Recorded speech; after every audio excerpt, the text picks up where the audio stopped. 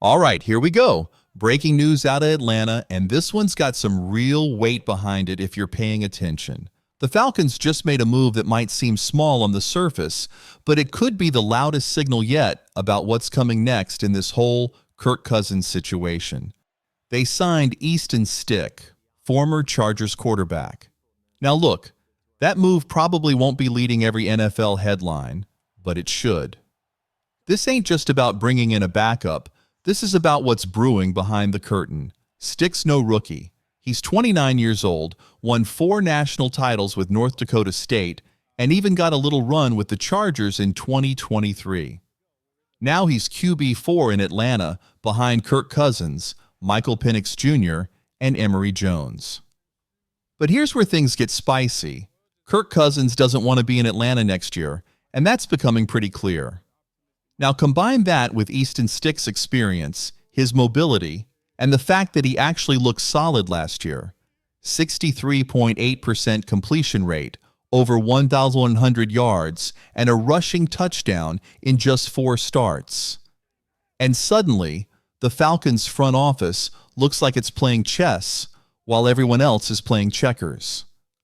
According to Josh Kendall from The Athletic, Cousins isn't expected to show up for voluntary workouts.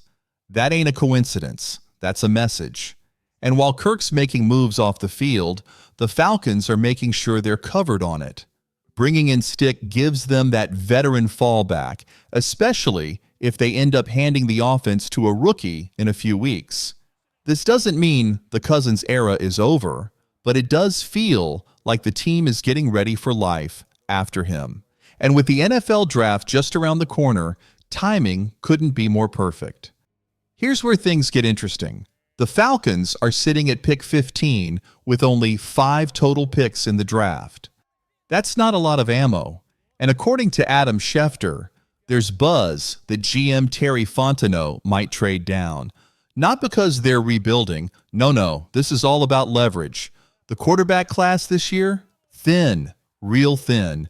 Cam Ward out of Miami is one of the few real names still on the board, and after that, it dries up fast. That scarcity puts the Falcons in a position of power. Teams like the Denver Broncos, picking at 20 and rumored to be shopping for a QB, could be calling soon. We're watching a big-time poker game unfold in Atlanta. And Stick? He might just be the first card they played. All right, let's keep it rolling, because things are heating up down in Atlanta, and it's all setting the stage for a potentially wild draft night. If a top prospect starts sliding and that phone rings, the Falcons will be ready. According to Broncos GM George Paton, the calls have already started. But the real fireworks? That happens in the final hours before the draft. That's when teams stop dancing around and start making real offers. And Atlanta? They're sitting in a perfect spot to either rack up more picks or sneak in and grab a game-wrecking defender. And let's be honest, that's what the fan base wants. Pass rush help. The Falcons' defense last season? Woof. Ranked 23rd in points allowed, 30th in pressure rate, and 31st in sacks.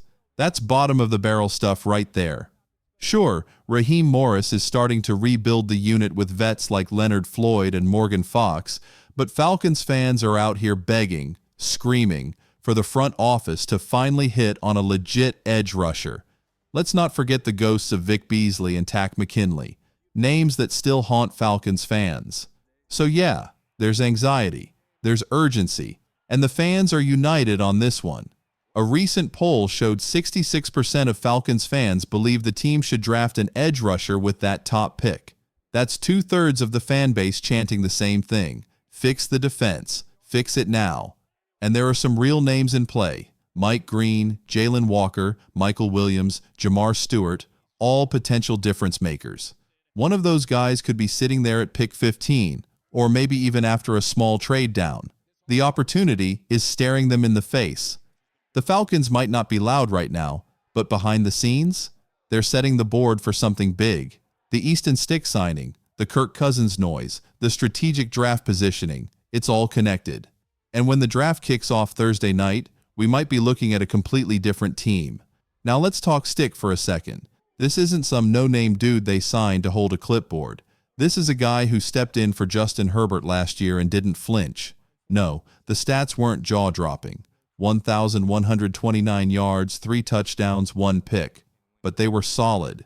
He completed nearly 64% of his passes and even added some juice on the ground. 28 scrambles for 142 yards and a rushing touchdown. Easton Stick ain't just a placeholder. He's capable, he's mobile, and he's battle-tested. And in a league where QB uncertainty can flip your season upside down, that kind of guy? That's a real piece to the puzzle. So here we are. The quarterback situation in Atlanta just keeps getting juicier by the day. When Kirk Cousins first signed with the Falcons, fans were cautiously optimistic. It was like, okay, we've got a veteran. Maybe we can make a push. But then the Falcons went out and drafted Michael Penix Jr., and now things have taken a bit of a turn. Cousins isn't showing up to voluntary workouts, and thanks to that no-trade clause, he's got the power. And it looks like he's not afraid to use it. That leaves the front office playing 4D chess. Signing Easton Stick? That might be the move that gives them just enough breathing room to make the next play. But this whole situation ain't just about quarterbacks. It's about leverage. And the Falcons? They're sitting in a damn good spot right now.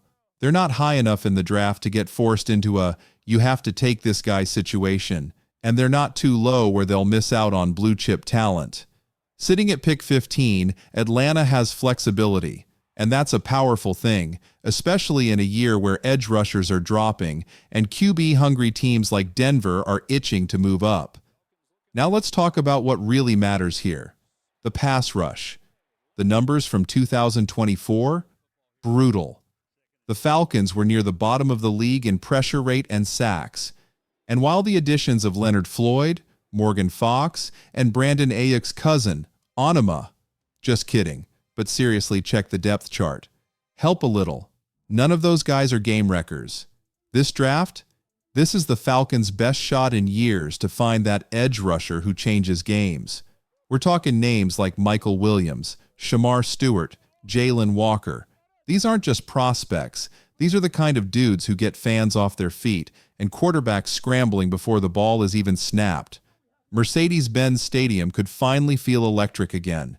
Let's be real. This franchise hasn't had a true defensive identity in a long time. Not since that 2016 team was causing chaos off the edge. It's time to bring that fire back. Yeah, drafting an edge rusher is risky. Atlanta's got the scars to prove it. Vic Beasley had one great season and then vanished. Tack McKinley never hit. But this pick right here, it's a chance to break the cycle and build something real. Now, back to the QB drama. What if something goes down on draft night? What if Cousins suddenly agrees to waive that no-trade clause because the board doesn't fall his way? What if Denver, or maybe even Pittsburgh, gets desperate and makes a move? The Falcons now have the freedom to explore that option.